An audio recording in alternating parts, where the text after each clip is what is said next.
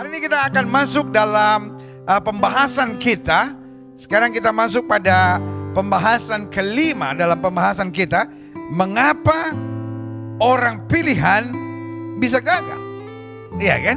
Karena orang yang dipilih Tuhan sebetulnya diperlengkapi Tuhan. Orang yang dipilih Tuhan sebetulnya dijaga Tuhan.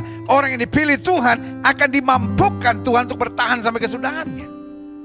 Karena itu Alkitab mengajarkan kepada kita, hindari soal yang bodoh. Ada pepatah yang bilang begini, banyak orang jatuh bukan karena batu besar. Orang waspada dengan batu besar.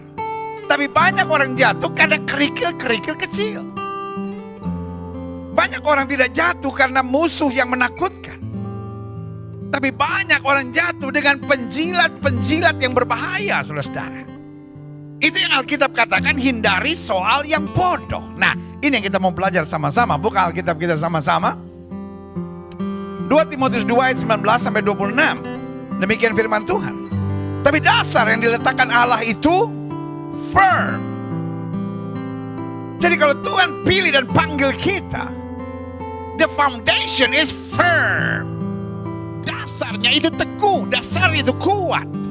Dan materainya bukan hanya dasarnya teguh, bukan hanya foundationnya firm, tetapi juga ada materainya, ya kan? Dan materainya ialah Tuhan mengenal siapa kepunyaannya. Tuhan tahu kelemahan kita, Tuhan tahu keterbatasan kita, Tuhan tahu ketidakmampuan kita, dan Dia sediakan kuasanya, Dia sediakan Roh Kudusnya untuk memampukan kita melalui semuanya. Jelas sampai di sini?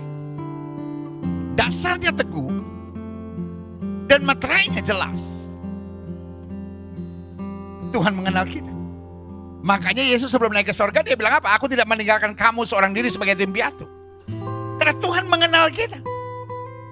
Aku akan memberi seorang penolong yang akan menyertai kamu selama-lamanya. Dan untuk itu Alkitab bilang roh yang di dalam kamu lebih besar dari roh yang ada dalam dunia ini. Berarti kamu kuat, kamu menang, kamu mampu mengalahkannya asal kamu tidak melakukan hal-hal yang bodoh. Nah, ini yang kita mau pelajari, ya kan? Setiap orang yang menyebut nama Tuhan hendaklah meninggalkan kejahatan. Artinya apa? Jangan munafik. Jangan menyebut nama Tuhan tapi menjadi penjilat. Jangan menyebut nama Tuhan tapi berzina. Jangan menyebut nama Tuhan tapi onani dan masturbasi. Jangan menyebut nama Tuhan tapi pada saat yang bersamaan menipu. Jangan menyebut nama Tuhan tapi pada saat yang bersamaan berselingkuh. Jangan menyebut nama Tuhan tapi pada saat yang bersamaan hidup dengan judi, minum mabuk, hidup dengan hal-hal yang daging, ya, penuh dengan keserakahan, kerakusan, ya kan? Makanya Alkitab bilang Tuhan mengenal setiap kepunyaannya. Tuhan mengenal siapa kepunyaannya. Dan setiap orang yang menyebut nama Tuhan, yang artinya sudah bertobat, yang sudah lahir baru, yang sudah memanggil nama Yesus, hendaklah meninggalkan kejahatan. Makanya ayat 20 kasih gambaran begini. Dalam rumah yang besar bukan hanya terdapat perabot dari emas dan perak, melainkan juga dari kayu dan tanah. Apa rumah besar di sini?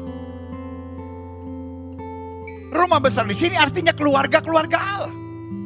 Orang-orang yang sudah ditebus, orang-orang yang sudah menerima kasih karunia Tuhan, bahkan orang-orang yang sudah dilibatkan dalam pelayanan. Tetapi Alkitab bilang, perabot pelayanan ini berbeda-beda. Ada yang emas dan perak. Apa emas dan perak? Emas dan perak harus diuji melalui api.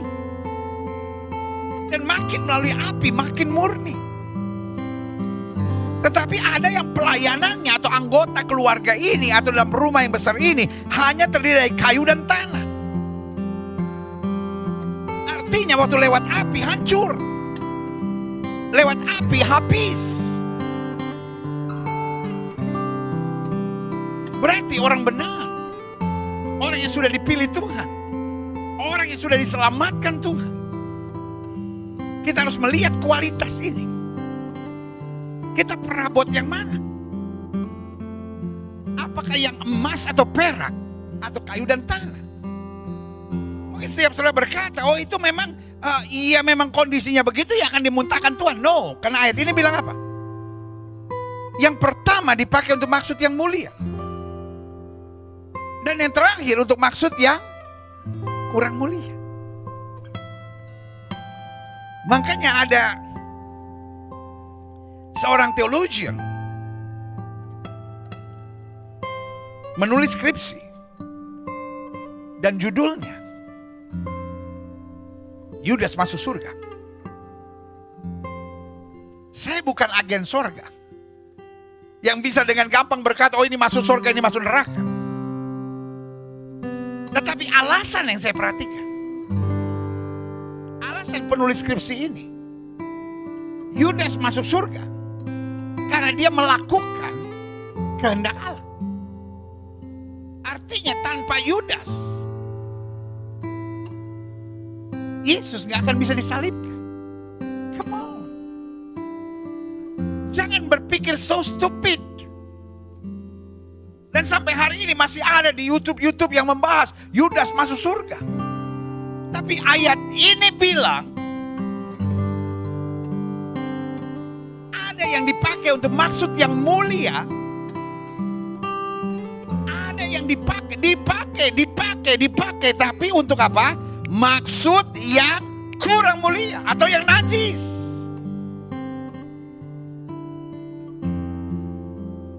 Saya mau dipakai untuk maksud yang mulia, bukan untuk maksud yang najis atau yang kurang mulia. Kita lihat selanjutnya. Saya mau saudara betul-betul ngerti firman Tuhan ini, supaya saudara gak ditipu dan gak dibingungkan oleh orang yang mengaku diri mengerti doktrin, tapi sebetulnya hanya memuaskan logikanya sendiri. Karena ayat 21 bilang, jika seorang menyucikan dirinya dari hal-hal yang jahat. Kita kembali ke ayat 20.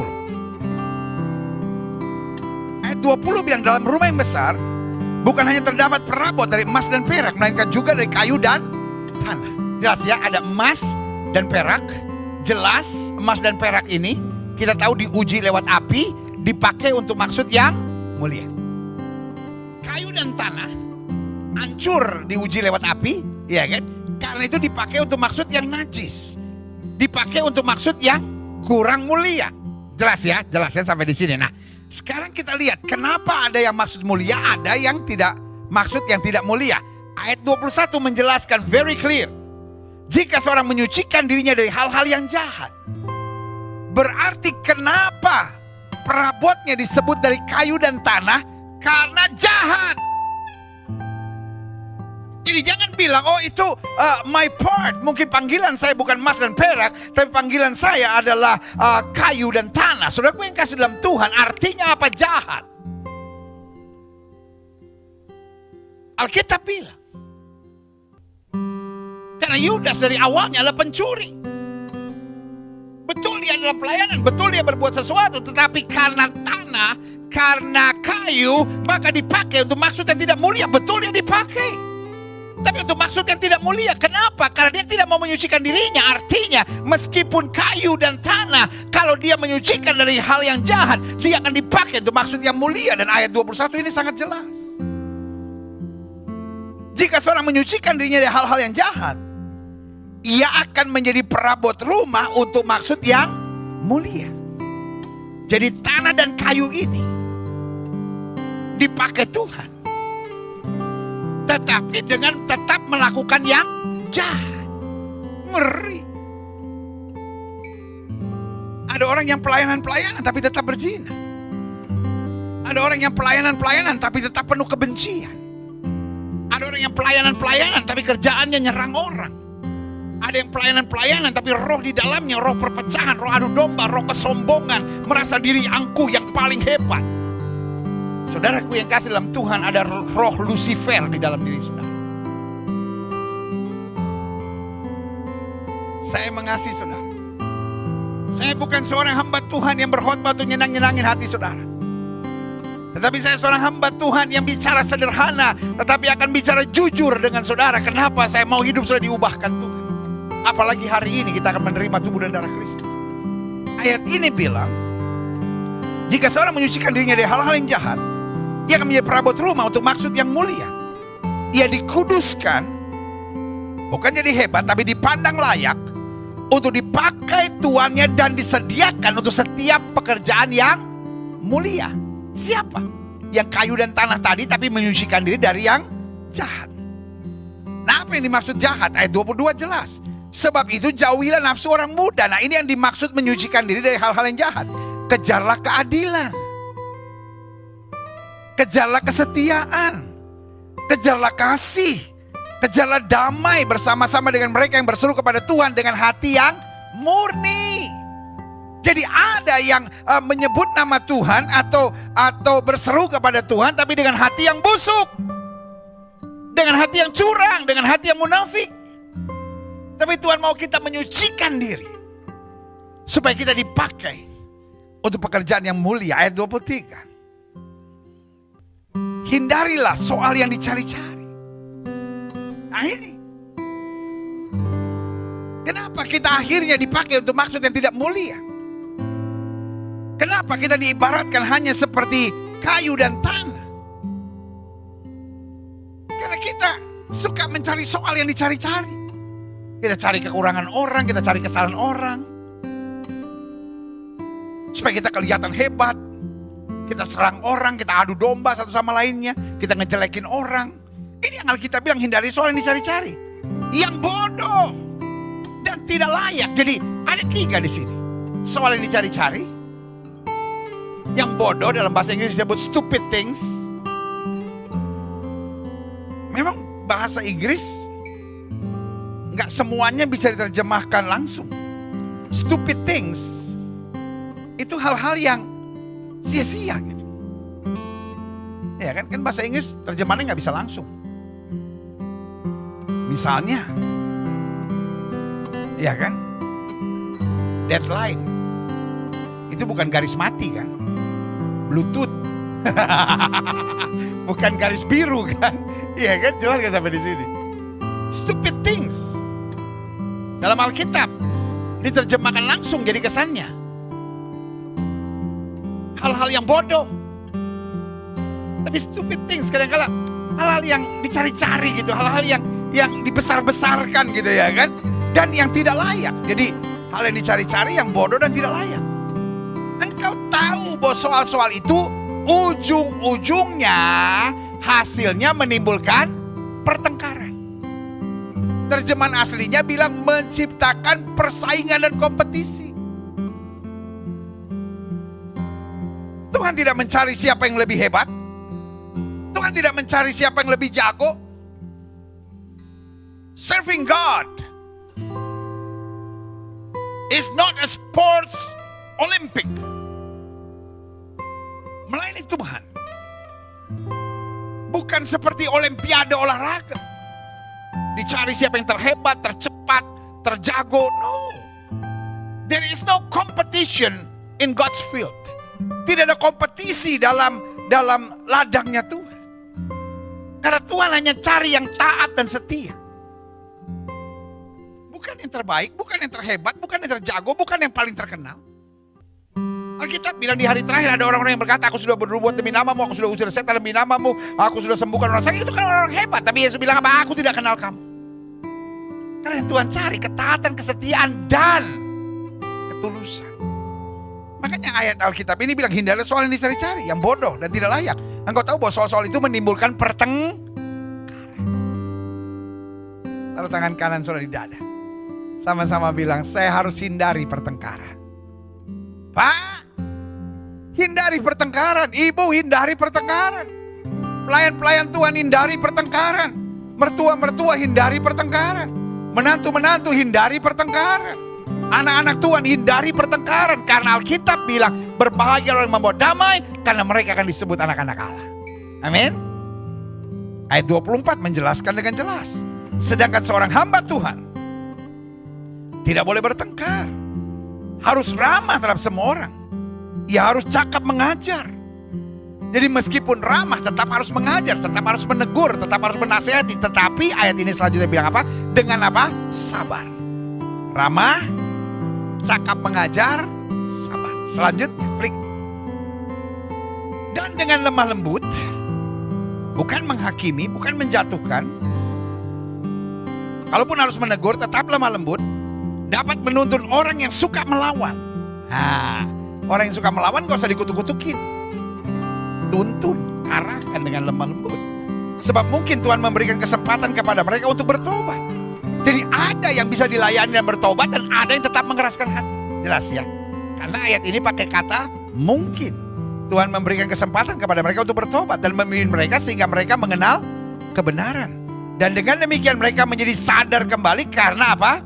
Terlepas dari jerat iblis yang telah mengikat mereka pada kehendaknya. Berarti dalam dunia ini.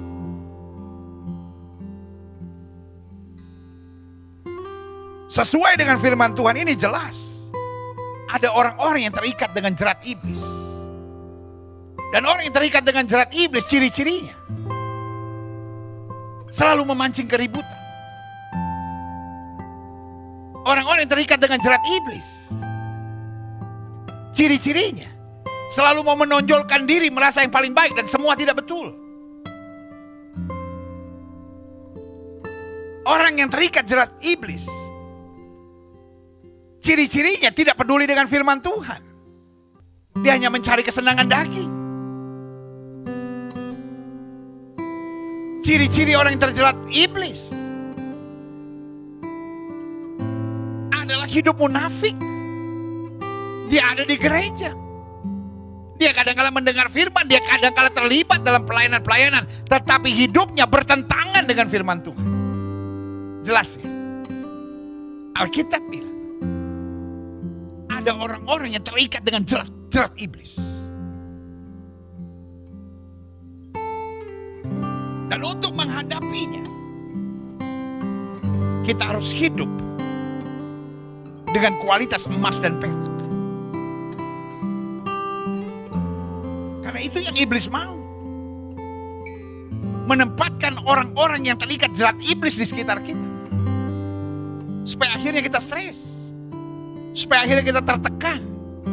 Supaya akhirnya kita emosi, supaya akhirnya kita terpancing, dan akhirnya meledak amarah kita. Tapi dalam nama Yesus saya mau ingatkan, Tuhan sedang mempersiapkan engkau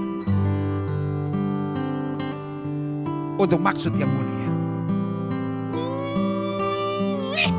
Taruh tangan kanan saudara, sama-sama bilang, saya imani. Kan udah janji kita mau sama-sama interaktif dalam ibadah-ibadah Gereja Betel Indonesia Global Fellowship Center ya. Taruh tangan kanan saudara di dada, sama-sama bilang sama saya. Saya imani. Saya akan dipakai Tuhan untuk maksud yang mulia. Sekali lagi sama-sama bilang sama saya imani. Saya akan dipakai Tuhan untuk maksud yang mulia. Berikan tepuk tangan, dia beri buat Tuhan. Haleluya, haleluya, haleluya. Klik. Aha. Saya catat di sini jelas panggilan dan pilihan Tuhan dalam hidup seseorang. Bukan hanya sesuatu yang membanggakan, namun sesuatu yang juga harus kita rawat. Yang kemudian perlu dipoles terus-menerus. Orang-orang yang suka otomotif misalnya. Waduh. Motor dipoles terus. Kasih otosol, gosok sana supaya sling. Sampai istrinya bilang, ya ampun, motor dielus-elus setiap hari, gua gak pernah dipeluk. Masa ibu cemburu sama motor? Tapi Pak, masa elus-elus motor bisa 2 jam? Manggil istrinya, gendut sini. Darah Yesus, dosa lu. Anak-anak Tuhan Yesus, dia romantis sama istrinya dan romantis sama suaminya. Amin. Jangan bilang sama saya, oh saya nggak biasa. Oh menikah bukan melakukan yang biasa, tapi menikah melakukan yang terbaik dan terindah, teristimewa buat orang yang kita cintai. Jelas? Dipoles. Ibu-ibu yang senang lihat rumahnya rapi, dipoles. Ya, orang-orang yang suka anjing, anjingnya dimandiin. Wah, jadi sesuatu yang kita sayang, sesuatu yang kita banggakan, kita mau dia bersinar. Ibu-ibu yang bangga sama dia punya berlian, gigi dia bisa nggak dia gosok? Ini dia digosok sehari 3 kali. Supaya kalau kena lampu, plip, plip, plip, plip, plip, plip, plip, orang sampai terkedip-kedip tuh mata. Iya kan? Itu yang saya lihat. Pilihan dan panggilan dalam hidup kita begitu membanggakan, sehingga kita bukan hanya bersyukur, tapi kita poles terus supaya makin hari makin nampak kemuliaan Tuhan di dalam panggilan kita. Yang setuju katakan amin. Klik. Salah satu strategi iblis untuk mengacaukan panggilan dalam hidup seseorang, yaitu dengan melemparkan jerat. Makanya Alkitab bilang kan, mereka terikat dengan jerat iblis. Tuhan memanggil mereka, Tuhan memilih mereka, Tuhan merancangkan yang jahat, tapi iblis menjerat. Makanya bahasa saya, salah satu strategi iblis untuk mengacaukan panggilan dalam hidup seseorang itu dengan melemparkan jerat. Yang pertama, saya pelajari jerat hawa nafsu. Sehingga yang dia pikirkan bukan kehendak Allah, yang dia perjuangkan bukan apa will of God, kemauan Allah dalam hidupnya, tapi yang dia perjuangkan selalu kesenangan daging. Makanya Alkitab bilang, hiduplah oleh roh, maka kamu tidak akan menuruti keinginan daging. Ada yang dagingnya memaksa dia untuk selalu marah, bentak maki orang. Ada yang dagingnya menyeret dia untuk rokok, minum mabuk, hal duniawi. Ada yang jerat hawa nafsu menyeret dia untuk sombong, untuk kepala batu, untuk egois. Itulah jerat-jerat hawa nafsu. Selanjutnya ada jerat yang kedua bernama jerat keangkuhan. Wah, setan paling senang dengan orang-orang pelayanan tapi sombong. Waduh, setan paling senang dengan orang-orang yang aktif di dalam gereja tetapi angkuh, meninggikan diri. Karena di mana ada keangkuhan pasti ada perpecahan. Sebagian besar perpecahan dalam gereja dimulai dari keangkuhan. Coba lihat kalau dua orang pendeta berkelahi, sama-sama bilang Tuhan bicara sama saya. Wah, itu kan keangkuhannya. Itu bukan bentuk kerendahan hatinya, itu bukan bentuk ketulusan jiwanya mendengar suara Tuhan. Itu bentuk kesombongan, keangkuhan, ketinggi hatiannya. Padahal Alkitab sudah bilang, orang yang tinggi hati akan direndahkan Tuhan. Kalau kita tidak mau masuk dalam jerat iblis, pastikan kita jadi orang-orang yang merendahkan diri.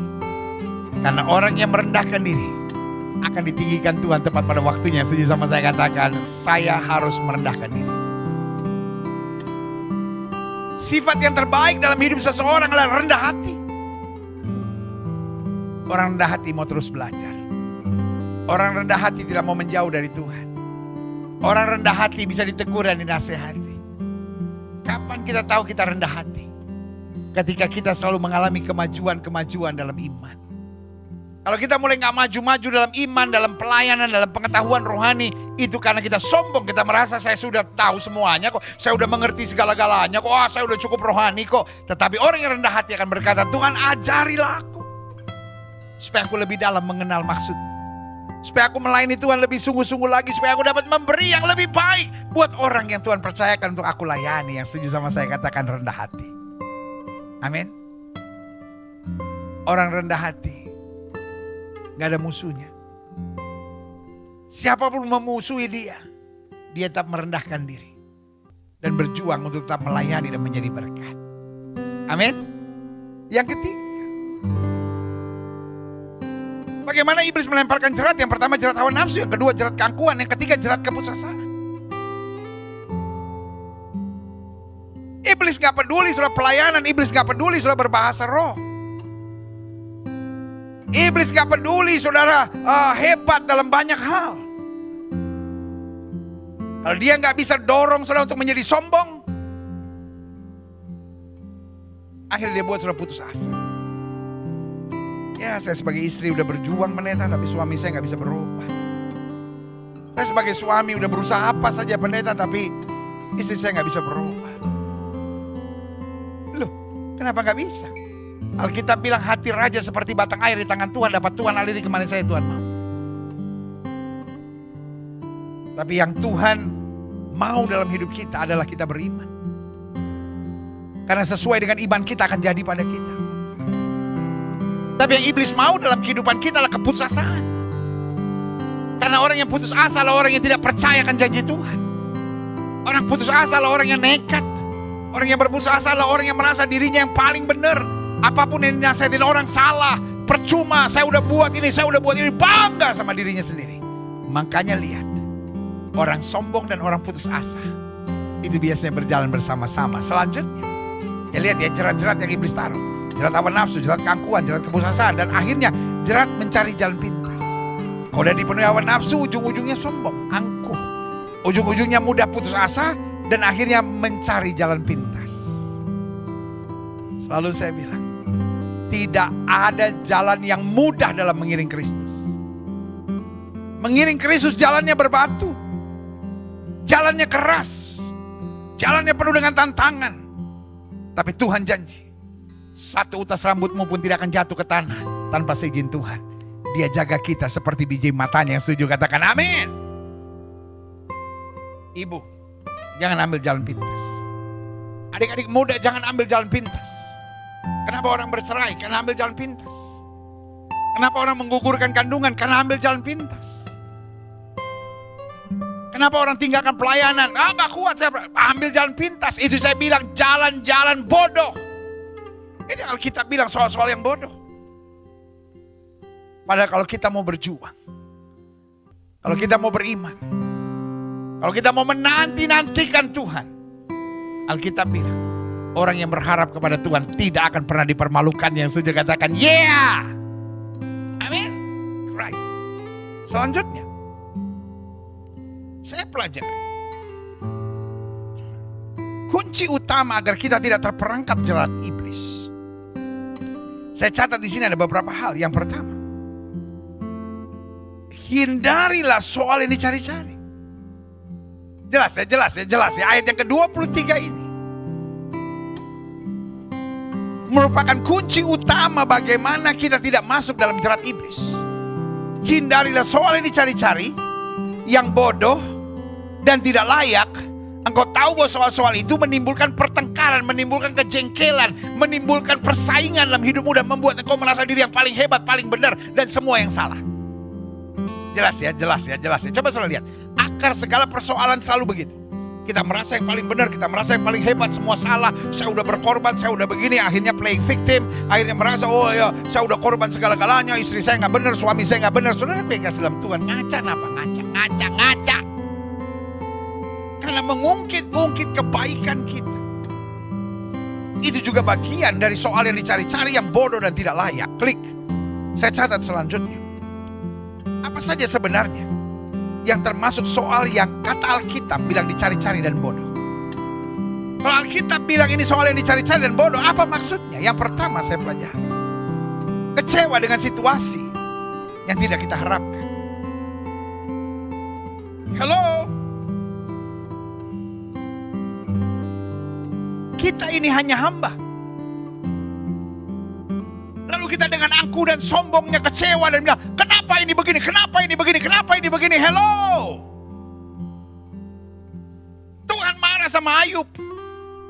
Tuhan bilang, waktu aku menciptakan langit dan bumi, where are you? Ketika aku menciptakan laut dan menciptakan batas buat lautan dan daratan, where are you? Kenapa kamu sombong dan merasa, oh semuanya harus benar dalam hidupku karena aku melakukan yang benar, saudaraku?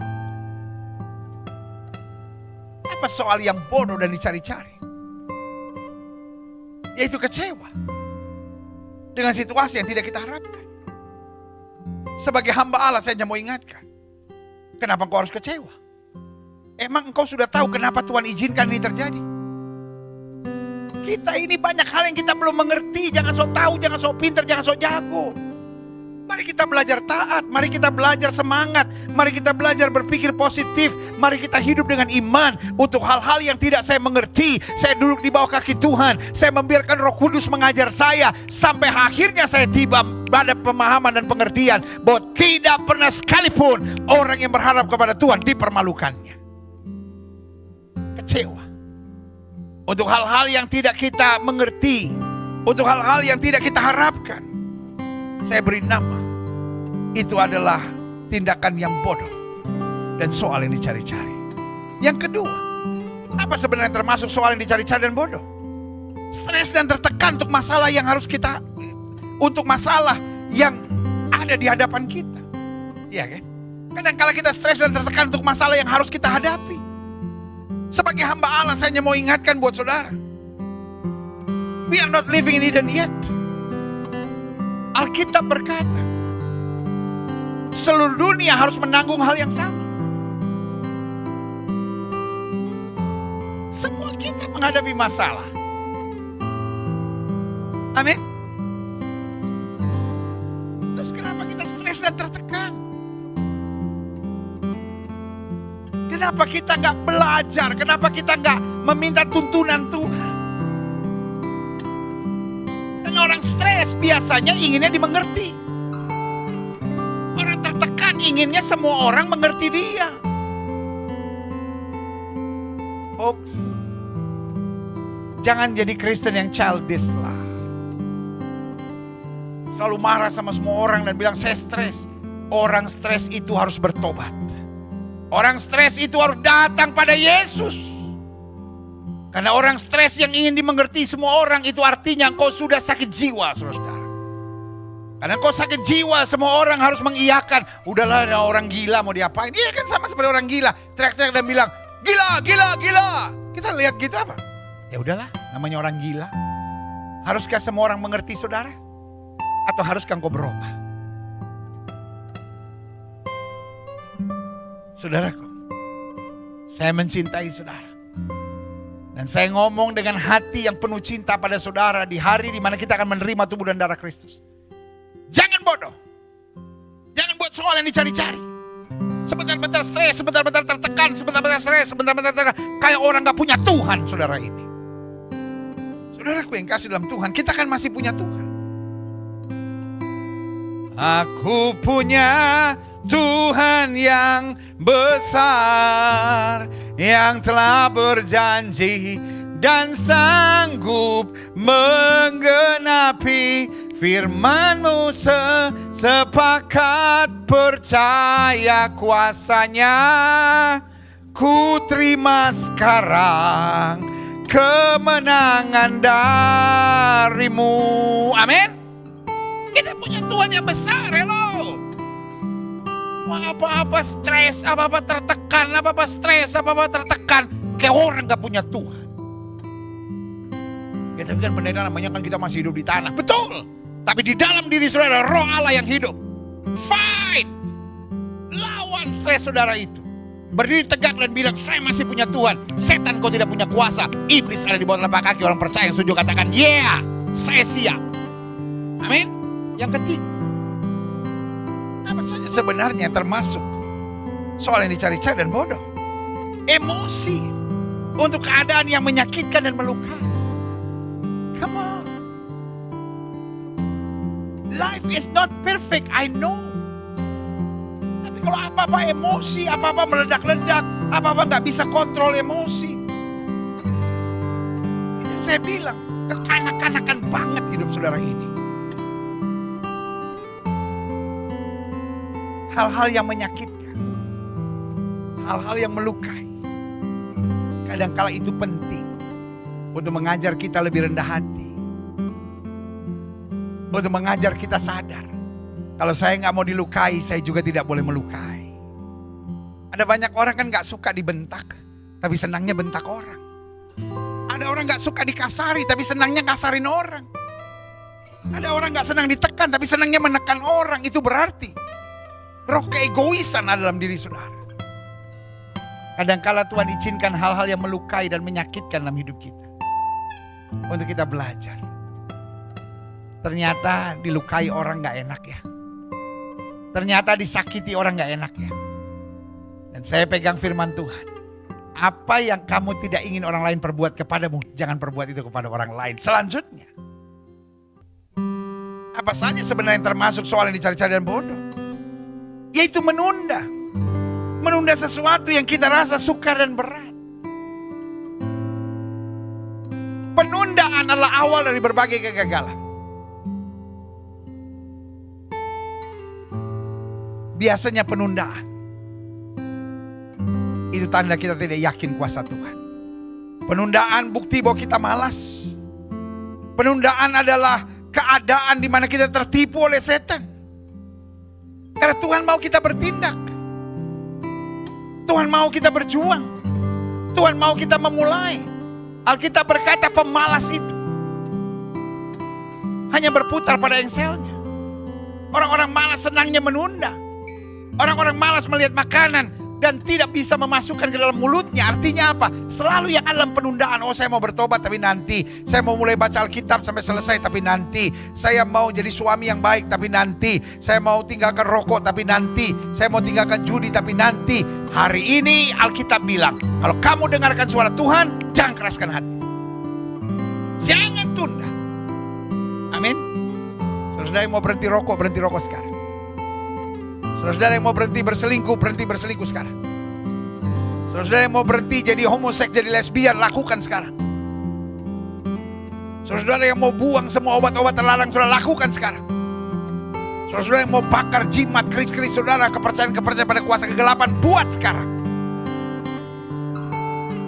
Karena saya mengerti betul. Penundaan adalah cara iblis untuk kita tidak melakukan apa yang sebenarnya Tuhan mau dalam hidup kita. Jadi jelas, saya jumpai minimal ada 4 hal yang saya sebut soal yang dicari-cari dan bodoh. Yang pertama, kecewa dengan situasi yang tidak kita harapkan. Karena seringkali situasi yang kita tidak harapkan adalah tuntunan Tuhan untuk kita melihat kemuliaan Tuhan dinyatakan. Yang kedua, stres dan tertekan untuk masalah yang harus dihadapi dalam hidup kita. Kenapa perlu stres? Kita tidak sendiri kok. Kita berjalan bersama Tuhan dan dengan Yesus kita cakap dalam segala perkara. Yang ketiga, emosi untuk keadaan yang menyakitkan dan melukai. Padahal Tuhan mengajar kita untuk menguasai diri. Alkitab berkata, kuasai diri, jadi tenang supaya kamu dapat berdoa. Alkitab berkata, orang yang dapat menguasai diri, dia seperti pahlawan yang merebut sebuah kota. Iya kan? Dan yang keempat, apa saja yang sebenarnya termasuk soal ini cari-cari yang bodoh? Yaitu menunda. Karena kita rasa sukar, kita rasa berat, kita tunda. Penundaan hanya penumpukan. Orang yang menunda-nunda ujung-ujungnya pasti akan tertekan sendiri. Adik-adik muda jangan suka menunda. Ibu-ibu jangan suka menunda. Pelayan-pelayan Tuhan jangan suka menunda. Bapak-bapak jangan suka menunda. Pengusaha-pengusaha jangan suka menunda. Banyak orang gak pernah berhasil dalam hidupnya karena apa saja dia tunda dalam hidupnya. Bangun pagi juga gitu. Bangun antar siangan dikit kesiangan. Tetapi orang yang responsif adalah orang yang selalu melihat kemuliaan Tuhan. Setuju, katakan amin. Selanjutnya saya pelajari, klik. Orang pilihan Tuhan, mari menghindari pertengkaran. Bukan sibuk dengan soal-soal yang bodoh dan tidak penting kata Alkitab. Iya kan? Dicari-cari. Orang pilihan Tuhan harus membawa damai. Bagaimana kita bisa menghindari pertengkaran, melepaskan diri dari soal-soal yang bodoh dan sia-sia? Yang pertama, dengan belajar menguasai diri. Hari ini waktu kita terima perjamuan suci. Perjamuan suci adalah pelajaran. Ada banyak orang berkata, oh kalau saya terima perjamuan suci, saya mendapatkan mujizat. Amin, saya percaya. Tetapi kalau hidup kita gak mau berubah, hidup kita tetap liar, hidup kita tetap tidak mau menguasai diri, maka yang terjadi adalah hidup kita hancur.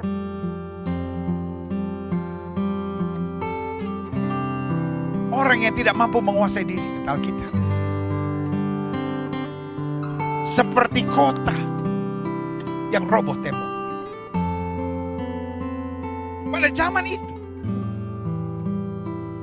tembok adalah melambangkan penjagaan. Kota yang ada temboknya adalah kota yang aman. Tapi kalau temboknya roboh, berarti musuh dapat menyerang kapan saja dia mau. Itulah orang yang tidak bisa menguasai diri. Saya mengerti kadang-kadang kau betul-betul cinta Tuhan. Saya mengerti kadang-kala engkau betul-betul senang untuk bergaul dengan firman. Tapi kadang-kala persoalanmu hanya kurang menguasai diri. Hari ini waktu kita terima tubuh dan darah Kristus, pastikan kita berkata, Tuhan, ajar aku menguasai diri. Aku orang yang sudah dipilih Tuhan. Aku orang yang sudah dipanggil Tuhan. Aku sudah dibenarkan oleh Tuhan. Aku tidak mau masuk dalam jerat-jerat iblis untuk melakukan hal-hal yang bodoh dan yang dicari-cari dan yang tidak layak.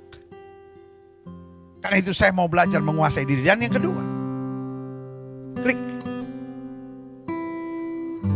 Saya harus menyadari kuasa Tuhan dahsyat dan luar biasa. Karena kuasa Tuhan dahsyat dan luar biasa, ngapain saya berdebat? Ngapain saya memaksakan kehendak? Ngapain saya menyakiti hati orang?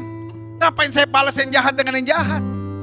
Kalau saya tahu kuasa Tuhan dahsyat dan luar biasa, manusia boleh mereka-rekakan yang jahat, saya tetap memberkati, saya tetap mengucapkan damai, saya tetap mengampuni.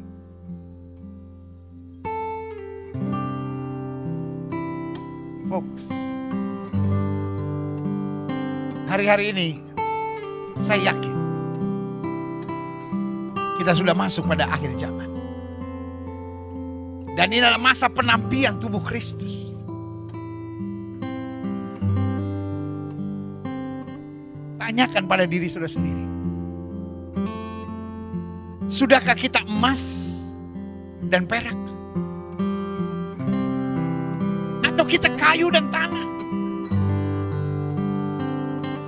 Karena yang membedakan emas atau perak, kayu dan tanah, kenapa yang satu dipakai untuk maksud yang mulia, yang satu dipakai untuk maksud yang tidak mulia? Yaitu proses pengujiannya. Anak-anak Tuhan hari-hari ini akan diuji. Jangan menciptakan kegaduhan. Jangan menciptakan pertengkaran. Jangan menciptakan persaingan untuk kesombongan dan kebanggaan diri. Tapi yang pertama, belajar menguasai diri. Dan yang kedua, belajar menyadari kuasa Tuhan dahsyat dan luar biasa.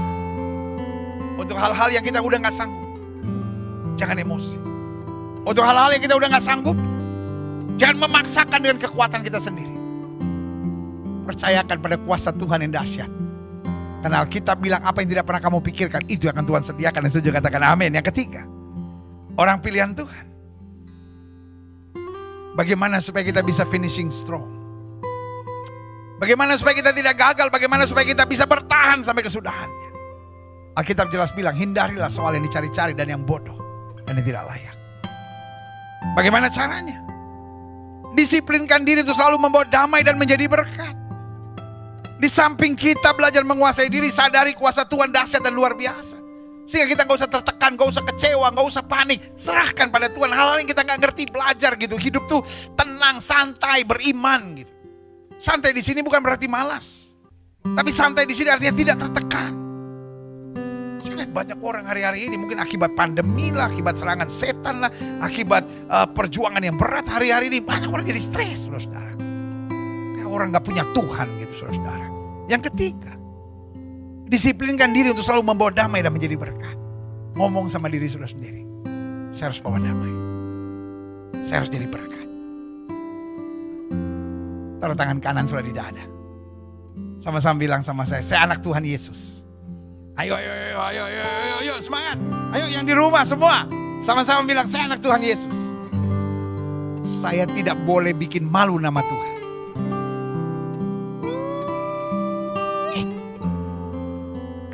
Kita kayak orang dunia.